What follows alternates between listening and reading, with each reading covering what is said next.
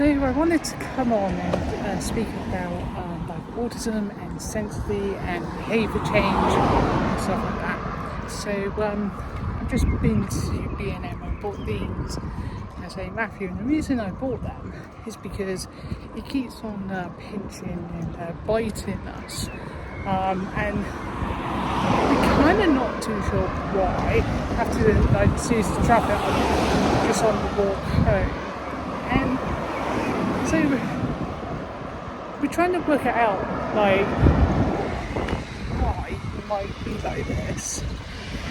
And what we got from the professionals is that it could be a number of things. So it could well be one, kind of like, I'm just going to sit down on this bench actually and talk to you for a little bit. One, it could well be, the whole sensory thing. So, whereby he's not having enough sensory like input. So we've bought him a bouncy ball, like a big yoga ball, as well as a spinny thing, which I'll see whether I can put a picture in, which he's not using the spinner at the moment. And then, he's got a biting thing and that. And then I just bought these just because I was like, well, at least he could like squeeze things, and I don't think he will pop them. So yeah, hopefully, because he had like the little ones of these and he actually popped. It was like really squeezy in that, and he did pop them. So yeah, so I don't know like what the the answer is at the moment with Matthew. I really don't. So we had his education healthcare plan, and basically it was like all talking about his behaviour and stuff. So his behaviour is biting and pinching. Now, clearly that is a big change for him because he's never been like that, and we're just working out on why. So what could have caused it in the first place?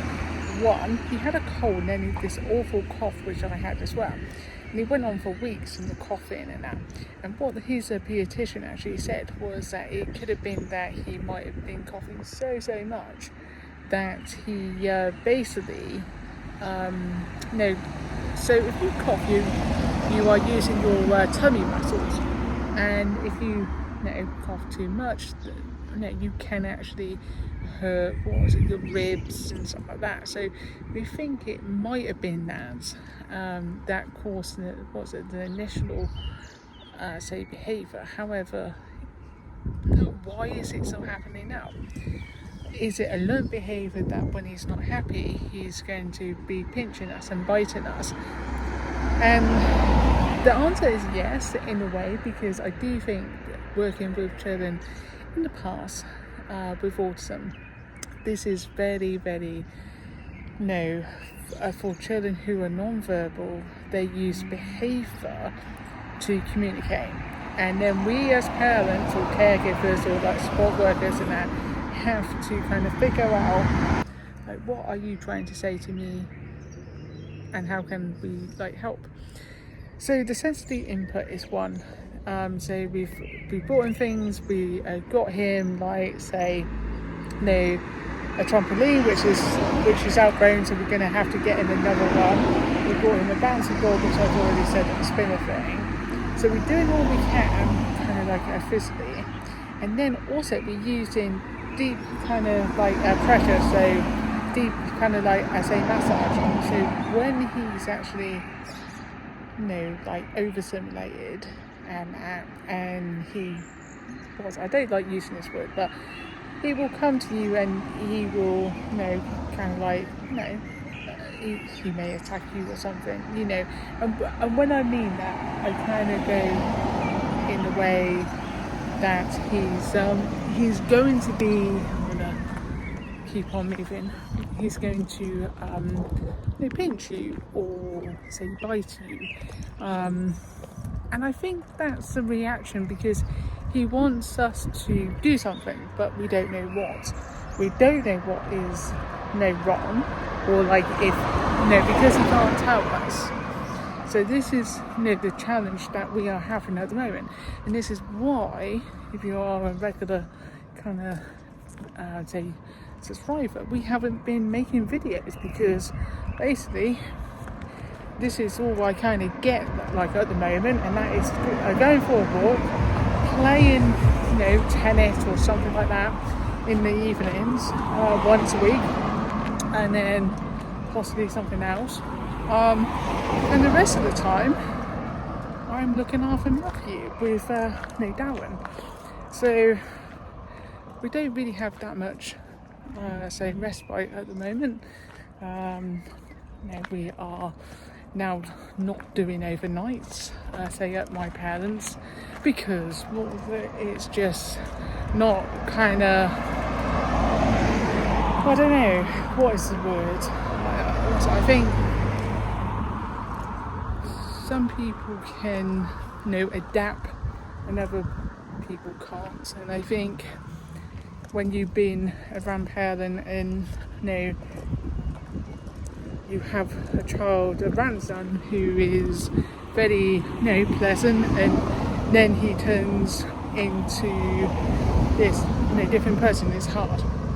And what we do as parents are going to be very different to what, say, my mum and dad will do, because we will be firm.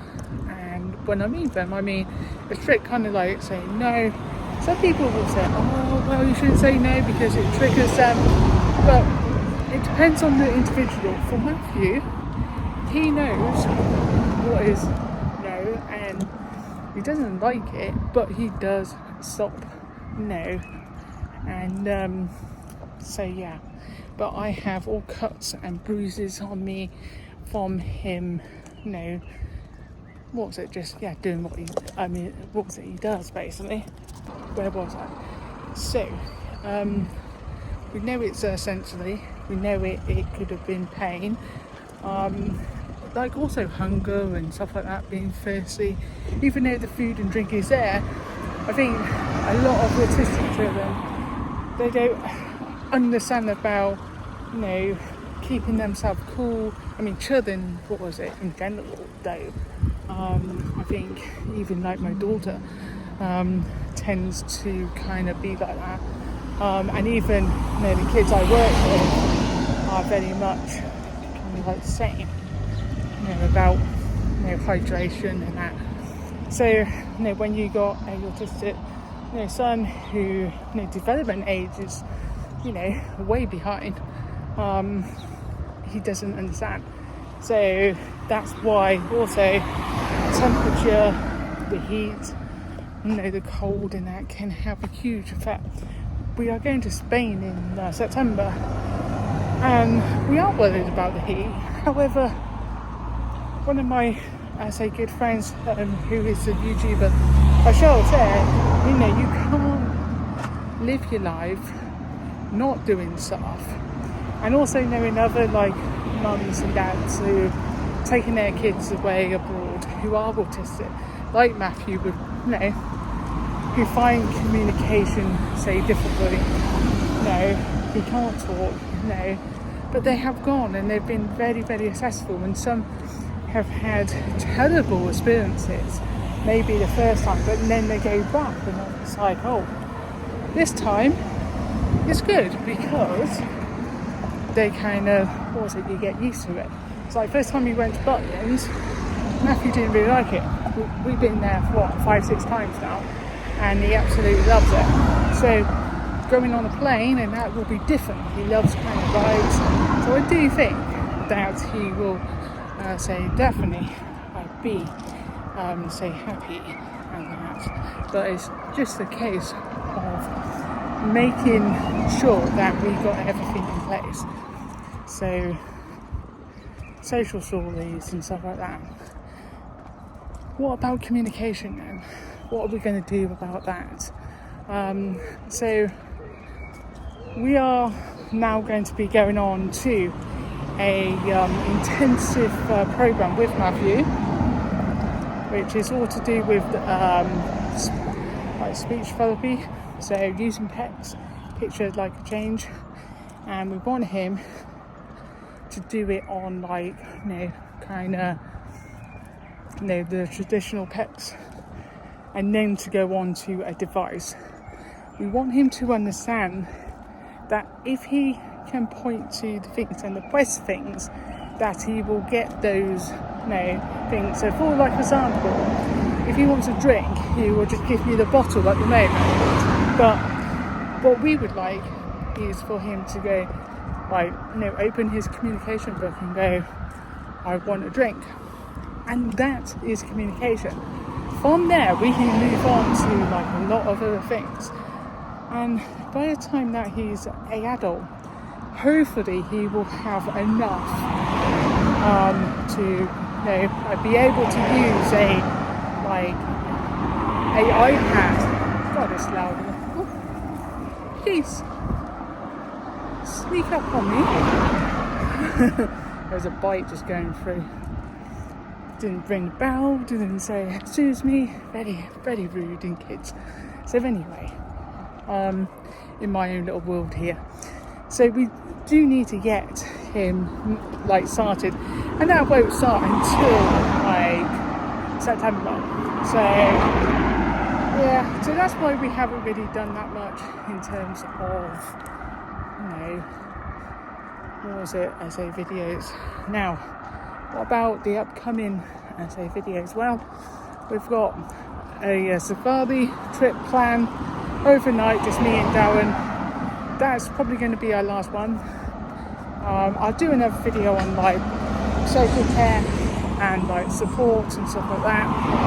But like a lot of parents who have children on the autism spectrum and also, you know, like other disabilities, it's very hard to get like a respite and that. So I don't know. I think we have sent off the needs and strength, and on there was team around the family. But to be quite honest, I'm getting slippy hands. I'm not too sure whether I want to do that again. No, we need, you know, what was it, a social worker, but they are so far and between, it's unbelievable. So yeah, well, I just don't know.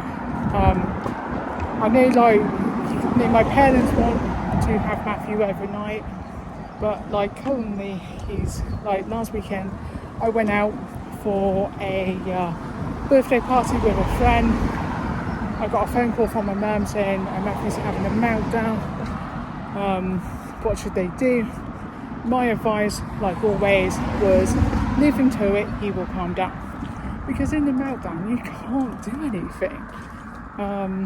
Just make sure that he's safe, and he was, and he went upstairs, and eventually he did calm down, and eventually he did go to sleep. Every single evening we have this now. Every single evening we have where we are very much having meltdowns after meltdowns, and it could be to do with his nappy. It could be, you know, like today and that it's been very hot. It could be he hasn't eaten enough. It could be that he's got tummy ache. So it's very hard. And you know, one of the things that we're hoping is that we can get some like other support, and if we can, then that's going to be really good. So yeah, I just got home now, so I want to say a big thank you for watching this kind of like update, and I will see you very, very soon. Hopefully it will be a more adventure and not talking about, say, like autism and the challenges that, you know, we face as a parent and that. Anyway, take care, give the video the thumbs up, and subscribe if you haven't, and hit that notification bell and watch the videos here in this playlist here.